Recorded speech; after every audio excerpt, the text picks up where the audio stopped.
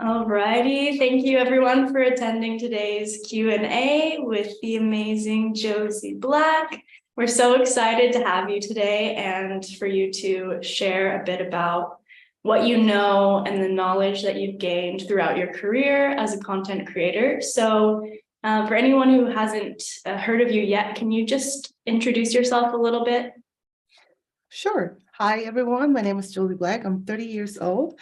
I'm in the adult industry since 10 years now. Oh my God. And I'm a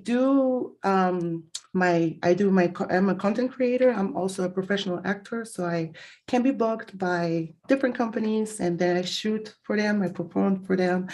And I also produce my own stuff. We can call me influencer because as an adult content creator, you also need to be an influencer at the same time. You need to market yourself. And yeah, that's me.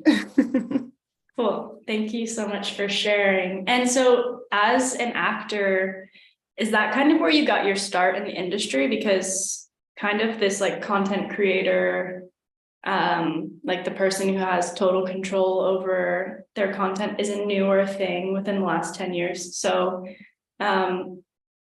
yeah, what was the transition like if that was how you started out working for production companies and such? I started with the professional shoot because I had no idea about all this content creator stuff. So I remember I lived in Switzerland back then. And I started shooting for Magma Films. It was the first company I worked with. And then I continued working for different companies.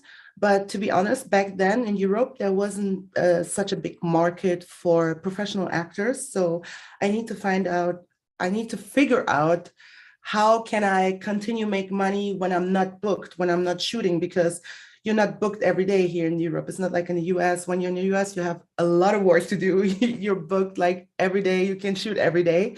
And it's different here. So I needed to figure out how can I finance my life, continue living and doing what I love, because it was something I really loved to do. And it was also a very big step for me to start doing what I'm doing right now. So yeah, that's how I found out about the content creator stuff and also the live camming, webcamming. And yeah, this is how I transitioned the professional stuff to the content creator stuff. And I was pretty happy because the freedom that I had the freedom that the content creator stuff just gave me was incredible. For me, it was like, oh wow, that's amazing what you can do. Yeah. One of the biggest perks, definitely. Yeah. So then obviously there's a lot of talk about even people who have been within the realm of content creation and that side of work for a little while. There's always changes in the strategies that we have to have for marketing. But I think that most of everyone can kind of agree that they come into the career without a background necessarily in specifically social media marketing. And generally everyone has to start from the ground up, and a lot of the entrepreneurs in this community are totally self-built. And of course, there's a community of support, and that's amazing. But what was it like for you teaching yourself like the little like secret ways of navigating marketing yourself, because it's a whole thing? Yeah, marketing yourself is a really big thing, and I had no idea because I come from the finance sector. I was in the bank before I started the adult industry, so it has nothing to do with marketing. I had to learning by doing was the thing. I had to read a lot. I was in forums. I was a lot of on Reddit. I had to teach myself everything about marketing because without marketing, you can have the best content, you can produce the best stuff, no one will see it. So you need to find a way for yourself to put it out into the world, to put it out to as many people as possible. So as I worked I didn't only shoot for Magma Film, I also worked for Magma Film in the office back then. And Cool. I was also responsible for the social media stuff. And I try to apply the stuff that I teach myself there on my own. So things like, okay, I remember there's a big funny story. I remember a friend of mine, Bunny Rotten, we were shooting and she told me, do you know Instagram? And I was like, what is that? And she was like, this is the new thing. You need to sign up there. You will love it. And I was like, okay, I can't believe it. And I opened it and I was, this is stupid. I don't want that. And I just put it away. It was so funny. And now it's like one of the main thing. And it's really difficult to navigate on all this platform because they're also changing everything all the time. They're changing the tasks, they're changing the platform, the layout, everything is changing all the time and you need to be up to date all the time. So I'm also checking on different pages where you can just have some news about different social media platform, what is new, what is now allowed, what is not allowed. I mean, back then you couldn't post anything without covering your boobs, and now you're not even allowed to do this, this is it's so crazy. And then now they change it again, that when you're wearing transparent stuff, nipples are allowed to be visible. And the thing is, you can post something what's allowed, and then a few months later you can get deleted because they changed everything. So you really need to update yourself all the time by Googling, by searching online. And I think this is the most difficult part, I would say. Next to mental health, this is the most difficult part, marketing yourself in this industry, because it's like a never-ending work. You're always trying to applicate what's allowed and what's not allowed. And you always have to educate yourself. What can I do? What can I not do? Yeah. It's one thing already, kind of, when they talk about how like being present all the time and creating content all the time and just being active is one thing, and that's kind of like a constant grind that feels necessary, obviously, to be taken with a grain of salt and to be like considerate of what that looks like for you individually. But then it's like, on top of that, you have to be all the time up to date with something that's changing minute to minute. And it's interesting, this point that you bring up about the terms and like something suddenly being allowed and then months later them kind of pulling the rug out from under you and being like, haha, we trapped you. Yeah. You have this content up now, and then now we have the grounds to take your account down. It's like, we have to be very suspicious, I guess, of things. And it's an interesting thing. But that's so cool to hear that you had this experience with marketing when you were working before, and also crazy to remember the time when Instagram had just come out. It feels like it's stunning. like super. Yes. Every time I just remember this situation, I'm like, dang, if I just signed up the day she told me about Instagram, I would be another person. Yeah. But anyway, all my accounts got deleted multiple times, so it doesn't matter. Yeah, you have to be definitely like very resilient with having things taken down. Yeah. So then, I mean, we kind of touched on it, but I guess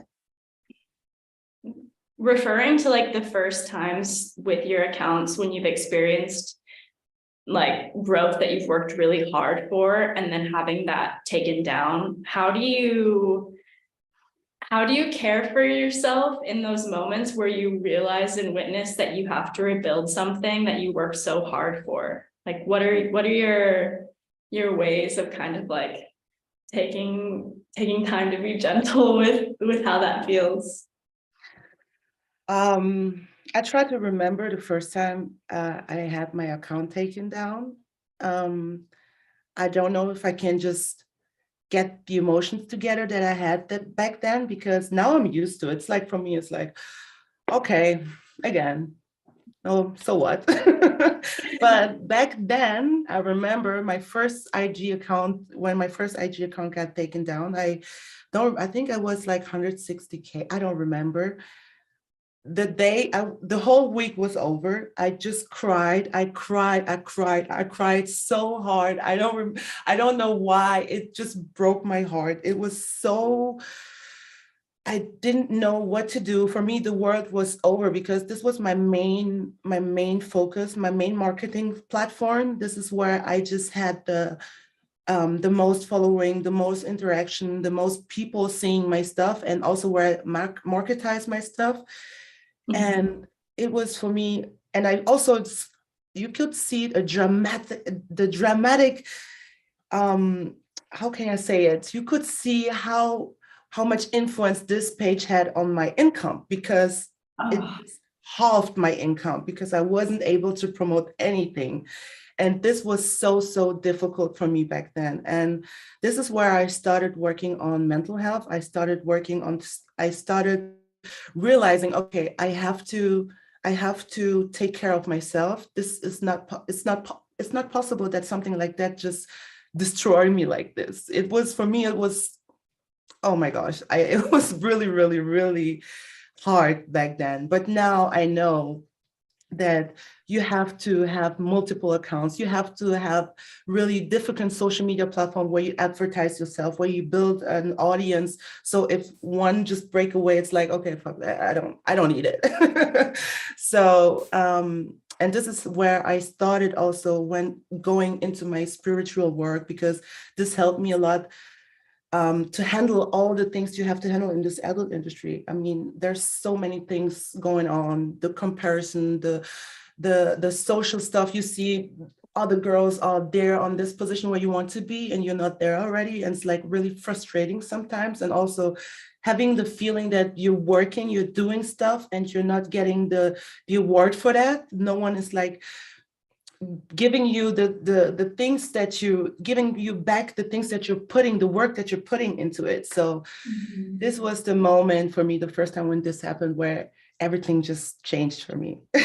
So yeah, and now I know I need multiple platforms to advertise myself. I need to beware, and also be aware that this can happen every time. You never know.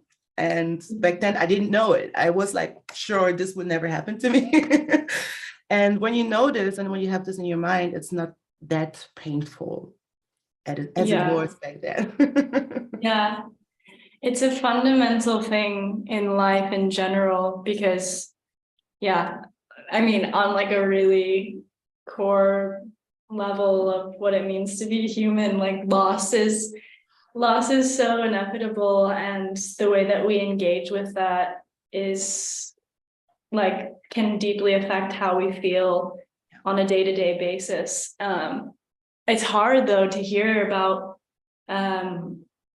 income being so extremely affected by that. And you know, when our basic needs are taken care of or they aren't, it can completely make us feel like really hopeless. So I think Yeah, that touching on this like need for some sort of grounding spiritually yeah, is really important yeah, wherever people find that. yeah, And it's interesting to like to be able to make that connection of like having an anchor personally is like one of the key yes, pieces to success in marketing, of course. but it totally is. Of course, this is so important, not only in marketing, in this whole industry. You need to find something in your life that is grounding you, where you know, okay, I just need to do this, and then I'm aligned again, and I'm focused again, and I know where I want to go, where I want to be, why I am doing all this. Because this is a question that I asked myself a lot back then, when something really bad happens and you're feeling frustrated. I asked, why the hell am I doing this? Why? Yeah. Why am I doing this to me? But now I don't have this question anymore. I'm never asking myself this again. By the way, a really bad question, because you can only have bad answer to this. Yeah. Yeah. Yeah. It's definitely, oof. Yeah, having something to reflect back on to keep you in the space of work is important. But yeah, definitely can be a bit like a bit of a nihilistic question. But yeah, okay, cool. I wanted to ask you, getting into like a more practical thing, because one of the success coaches we have on the team, Jessica, just shared some of her like top pieces of equipment that she likes to have on hand for when she's doing content at home. And so, and this seemed to be something that other creators were really interested in. So do you feel like you've found anything within your time that's kind of like a tried and true piece of equipment that you will continue to go back to for filming or streaming or whatever? I love my camera. Like, I love high quality content. I love when everything is sharp. I love when everything is just right on place. The light is just set up really good. So for me to just choose one specific thing, it's really difficult for me to say, okay, I have one specific thing that I would focus on, because even when I'm traveling, I take all my stuff with me. I always have to book an extra bag just for equipment, because I want to have all my equipment with me. When I had to choose one thing, I would say it's, yeah, my phone. It's my phone, because with my phone nowadays, I can do so many things. And with the new phones nowadays, the camera is incredibly good. The front and the back camera, and you can adjust so many things on the phone camera right now. And if I had to choose one thing, I would say my phone, yes. But in general, I love when everything is like set up perfectly. I love having my lights. I have many lights. I have thousands of tripods. Thousands of tripods, because sometimes you have one tripod, it's not working the way you want it to work. Since I am a solo content creator since 3 years now, but because before then I used to shoot with my husband, and now I'm doing everything alone. And since then I need to have a special tripod who's flexible. This tripod is like, you can just you can adjust it really fast. This is really important for me, even while camming, because I'm also using my camera for camming, because I want to give the best quality out there. So the tripod has to be adjustable really fast. It has to be movable. And yeah, because sometimes when someone tips for something, you don't have the time to just say, okay, hold on, I'm gonna just adjust this and this. It has to work fast. You have to be in the flow. So I think the good tripod is also really important. Yeah. yeah, those one. Are you talking about the kind that adjusts by standing with its legs, or the ones that have like the flexible Yes, the arms? arms and legs. Like this one that I'm using right now, it's a tripod with like three legs, and you can just move it like this, and then it's flat, and then you just touch the back, and you can just turn the camera to a 9:16, and it's really, really, really, really good. But it's like fucking expensive. Yeah, that's the thing. It's really hard to find really good equipment that's affordable. But the nice thing is that with investing in pieces that work really well for you and improve the quality of your content, then it's gonna hopefully pay itself back. Yeah. I wanted to ask you about the shift, because you said that you used to film with your husband, and obviously too, you're still as well working as an actor, correct? Yeah. Yeah. So then when it comes to now, when you want to work with collaborators, what have you learned over over the past years about what to look for when you're going to work with other people in general, even just for like for creators who want to create content for the paid platforms with other creators, or if they're looking into maybe doing something more professional, like what do you know about like what to look out for, red flags, like that kind of stuff?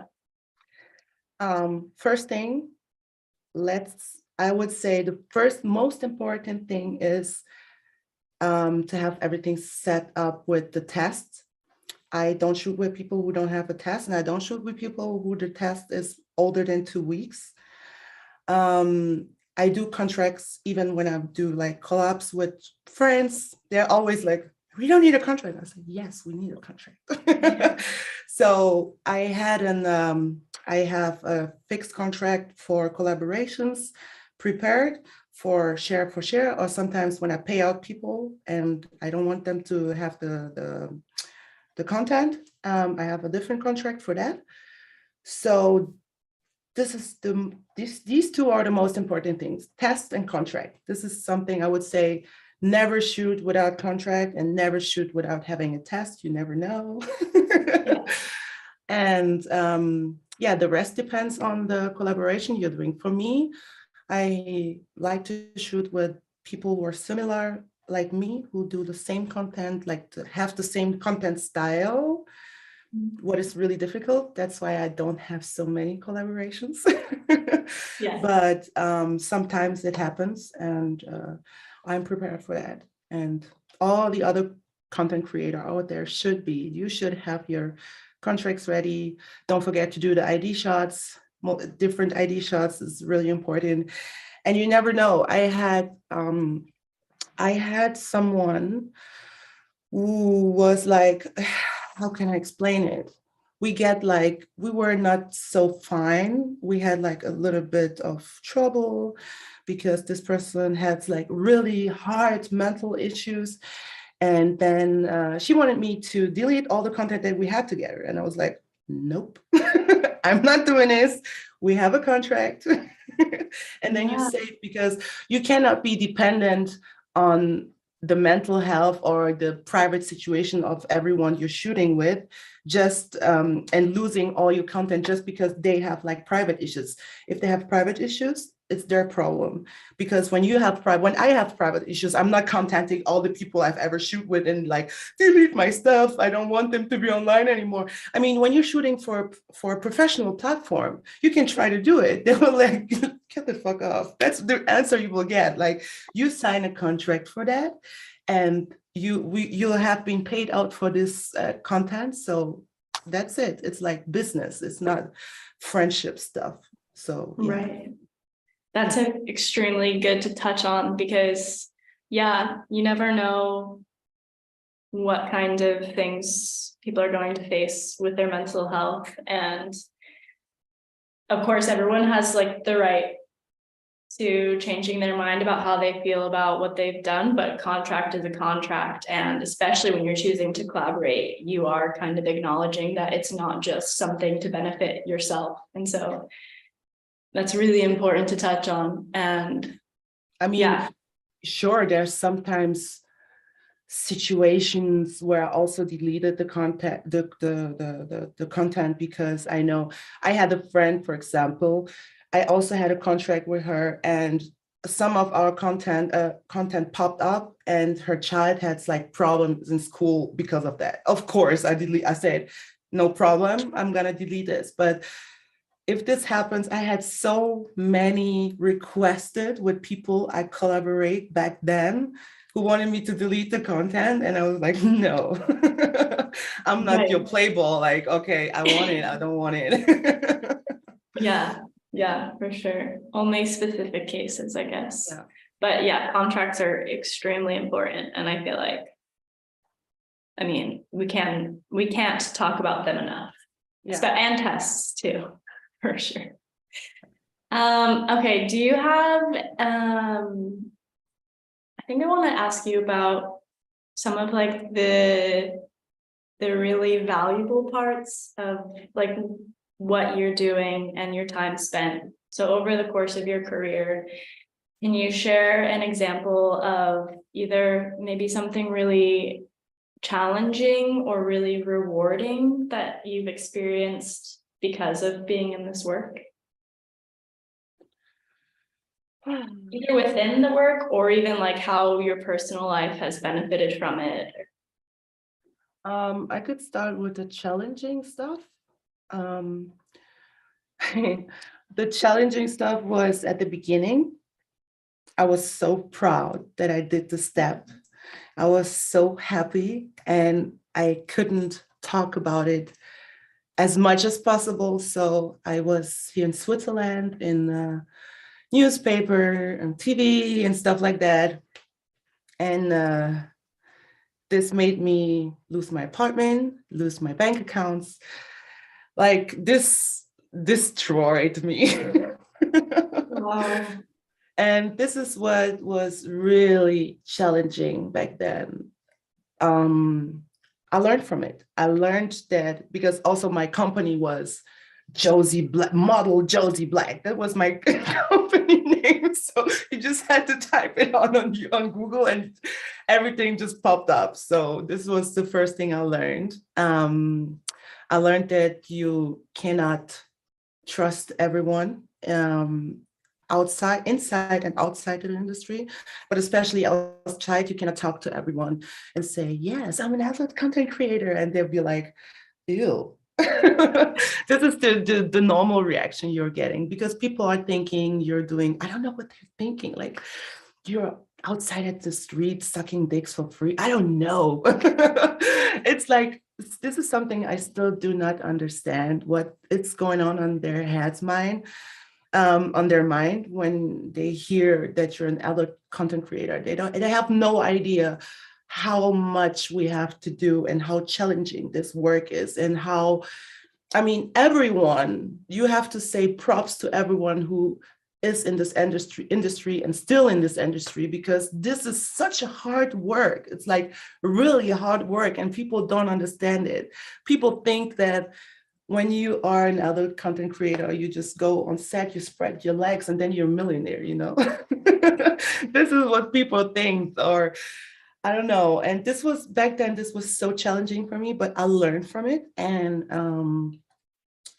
yeah, I know now you cannot talk to everyone when you're right now I just bought my house, and also there for the paperwork and all this stuff, it was not, I didn't say like, hey, my income is all from this or from this. You have to find a way to make it understandable for people out there, or just to have something that looks normal. I say normal because for other people it's not normal. And yeah, I think this is a big challenge that many creators are going through. The stigmatization in our industry is like really, really challenging. But I became so self-confident through this industry. I mean, like really self-confident. I never thought in my life that I could be this self-confident. Because you have to go through all these challenges. And I mean, you have this phrase that say, what doesn't kill you makes you stronger. And it's really like this. It's making you stronger and stronger and stronger. And I love the person I have become because of this industry. I love all the skills I teach myself. I mean, it's incredible all the things I can do. I'm an editor. I can work with Photoshop, with Premiere. I can build websites. I can do everything. And I do it on my own. I'm a photographer. You have like multiple jobs in one person. And if one day I feel like, okay, I don't want to do this anymore, I can choose what do I want to what do I want to do now? Because I have all these skills, you know? Incredible. Yeah, when you build things for yourself, the way that you associate with your value, it's like changes completely. I wanted to ask you, because I think that you're talking about something so, I mean, everyone in the industry, it's it is how it is. But for maybe some people who like, who could potentially see this interview and this kind of goes into a question I wanted to ask you, but like, not everyone grows up in an environment where maybe they would feel empowered to make the choice to get into this kind of career, even with interest, or feeling like, oh, like this could really be something that I would love to do. This could be fun for me. This could be like creative and a way for me to explore and also like build a business. Mhm. But I think that surely there are people out there who, I mean, they're experiencing and maybe are influenced by, of course, these kinds of people that you're talking about that you can't trust, that aren't going to respond well to it. So what advice would you give to someone who maybe isn't starting out from that place of confidence that will eventually grow? Wow. It's really difficult to give like an advice because in this particular situation, because what I would say is you need to be sure, to be like 100,000% sure that you want to do this, that you want to go through all those challenges, that you will be able to handle all the hate you will experience, because it will happen no matter what. It's not only you don't only have like fans who admire you, you also have like a lot of hate, and you have to be able to transmute this energy to something that helps yourself grow. And to be like, when you're not 100% sure that this is what I wanted to do, this can destroy you. This can destroy your personality. This can destroy your life, because if you're not self-confident, or you're not able to build up the self-confidence through these challenges, I don't know if this is something you should choose. Because for me, at the beginning, I had no one, my family wasn't for that, my friends, no one. I talked to no one when I started. And then it came out because like a stupid friend of mine who back then followed me on Facebook, and then everyone saw this and everyone knew it. And it was like a storm of hate in my private life. And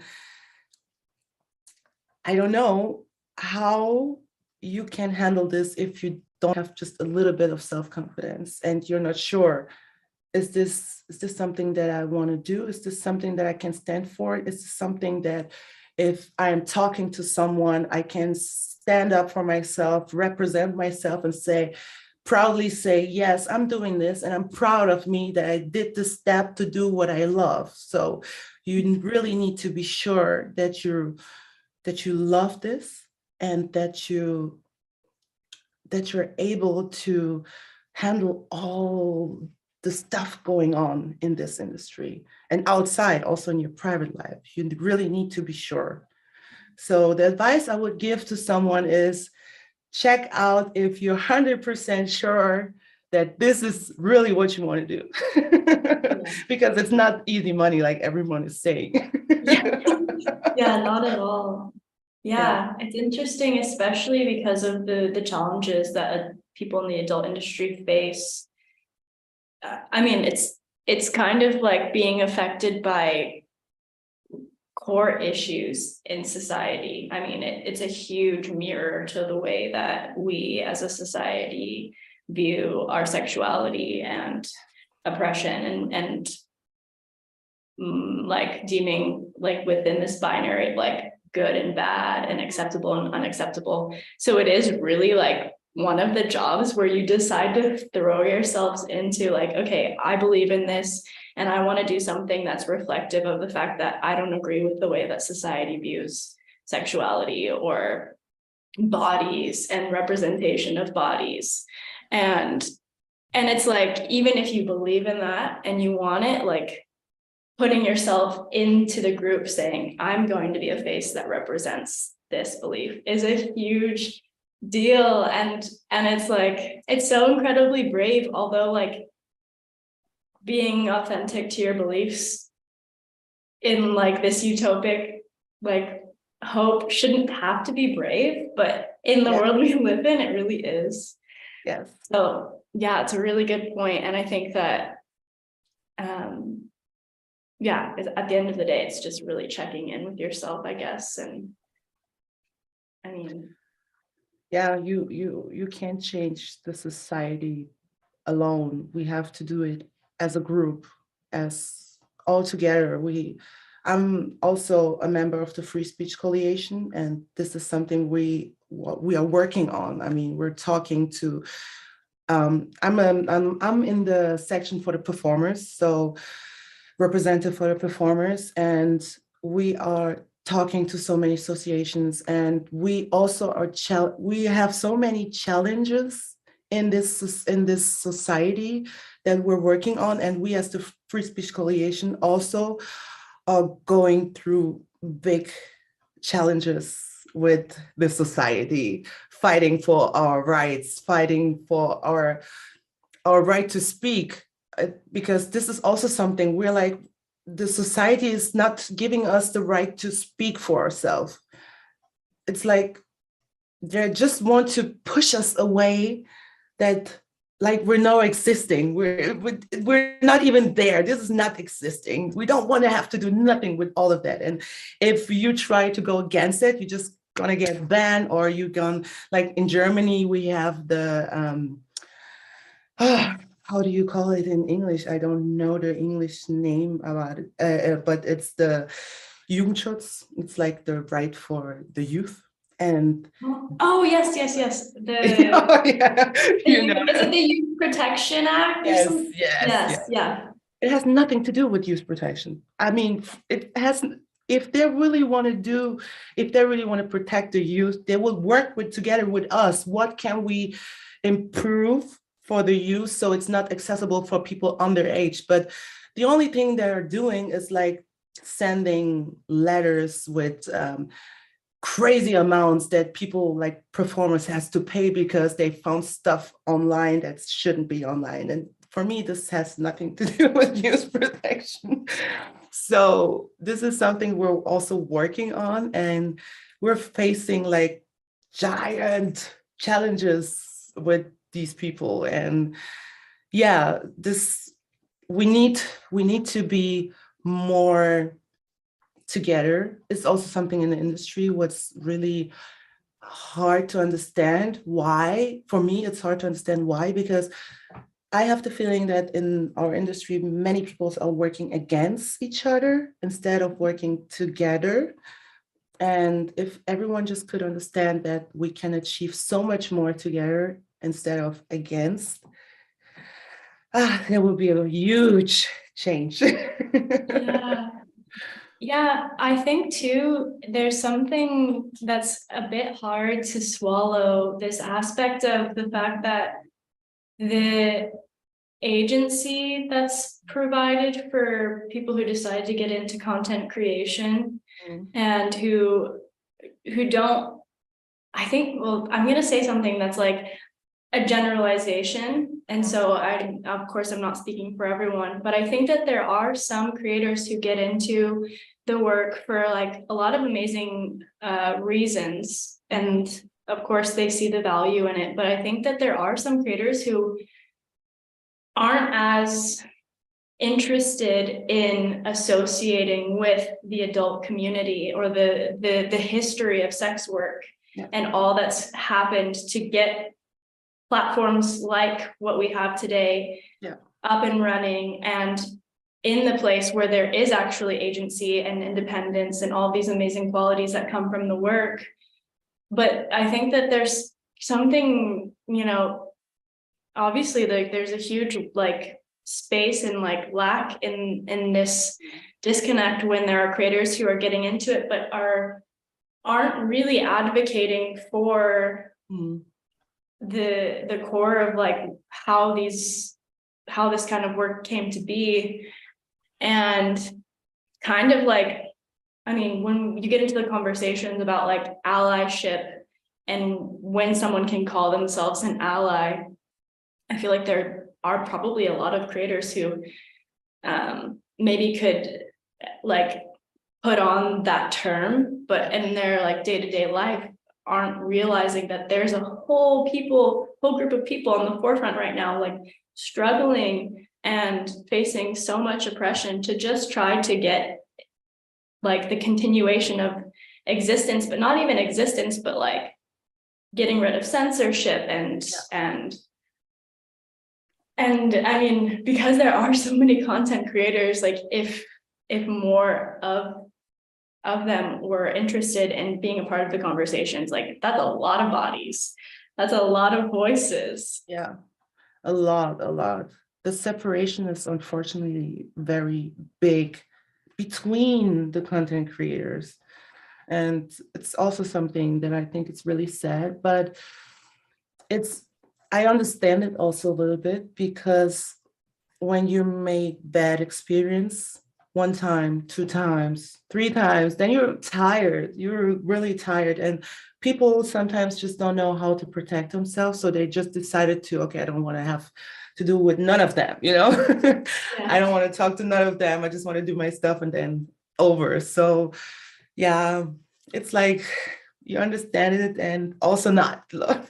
Yeah, and advocacy is definitely like a laborious work, and Yeah. just like therapy and like becoming a therapist isn't for everyone, like the deep work of advocacy, it is a lot to deal with, and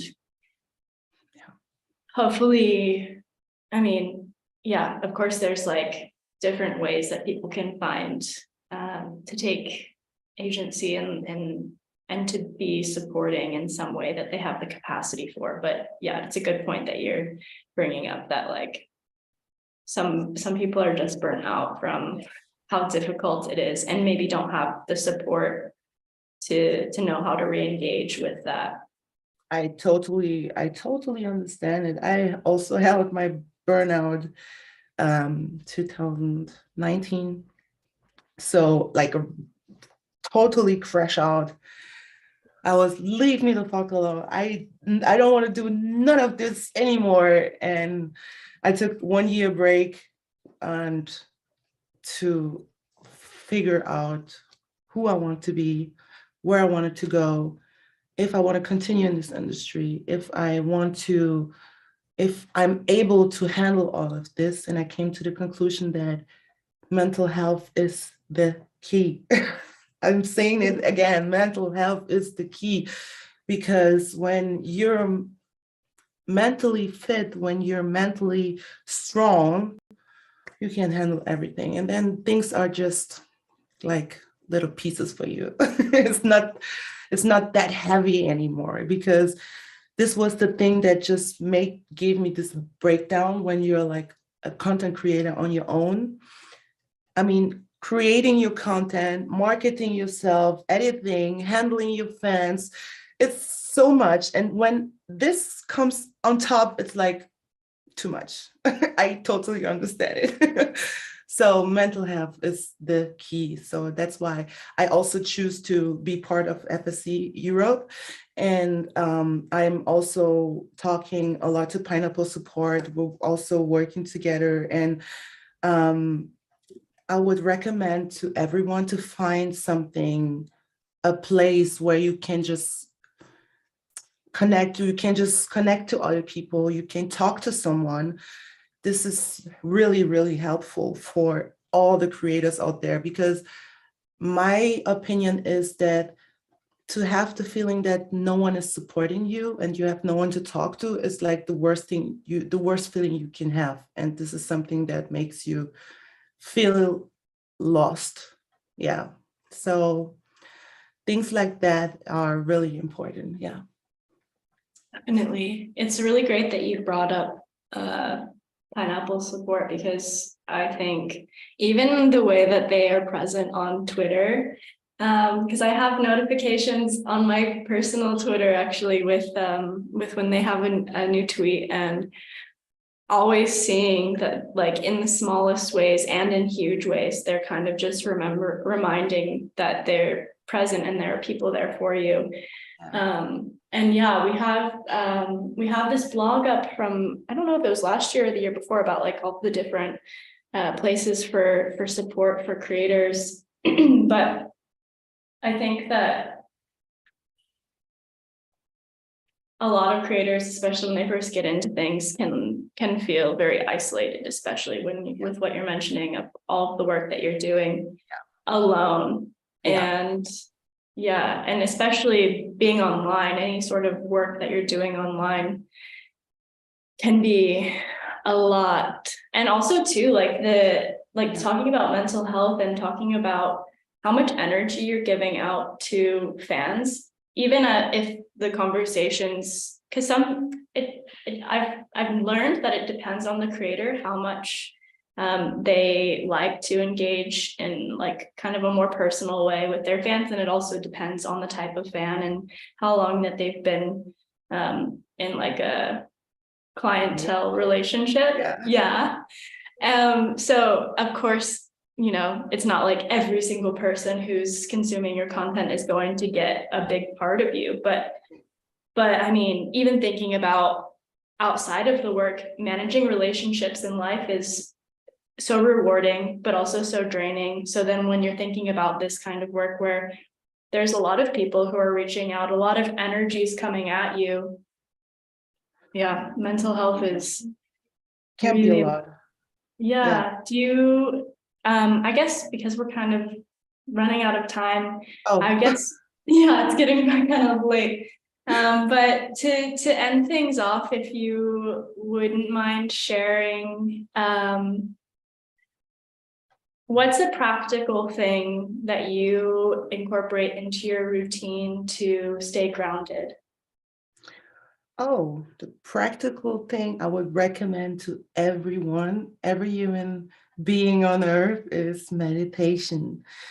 Meditation is the key. Even though if you don't feel like meditating sometimes, like for me yesterday, I had my first emotional sadness for a long time because I was nominated for the Pon-Up Awards and I didn't win. So I was so sad. I was so sad. And in this moments like this, I don't feel like meditating. I'm like, oh, fuck that. I hate it. Oh, spirituality. I don't want that. Blah. Because emotions are just overwhelming. But especially in these kind of situations, you just need to find a way to ground yourself. So meditating is one thing. I do ground myself by walking barefoot in the nature because the energy, we're an energetic beings. So we have too much energy in our body. So you need to just give it back to the earth. And it's as soon as you put your foot barefoot on the grass, you feel like, oh, it's like really the earth is just taking all this energy from you, this bad energy, just overwhelming energy, and you feel like really grounded. And if you just do a little breath exercise while you're doing this, it's just like magic. Really, it's magic. I recommend it to everyone who also even don't believe in all this energetic stuff. Try it out. You will see the difference. There's nothing it's like physically proving that all this stuff is working. Grounding yourself with, you can also just take a bath with a lot of salt. I have like 1 kilogram bottle of salt that I put in my bathtub. And then I just lay down and just relax. And this helps also. There's so many ways how you can ground yourself. And I think everyone should just find what works best for himself. But if you Google it, or if you just check out my YouTube channel, Not the Guru, about spirituality, Oh, yes. find things like that. Incredible. Yeah, for sure. And I was gonna ask you to end things off to share your socials, because I would love to be able to share your YouTube and this resource, but also just give you the chance to do some plugs. Yes, sure. You can find me on Instagram. It's Josy Black Official. Even if I'm cleaning my account right now, there's nothing on it because I almost lost it again. So Josy Black Official on Instagram, Josy Black X on Twitter, and also on YouTube. It's Josy Black Hop and Josy Black and not the guru. Yes, that's it. Amazing. Cool. Well, thank you so much for your time. Oh my goodness, this was such a pleasure to talk with you. And I'm really happy to have the creators of Fancentro be able to learn from you and just I hear. love I love to your share story. my knowledge. So thank you for this opportunity. And Cool. All right, cool. We'll see you next time.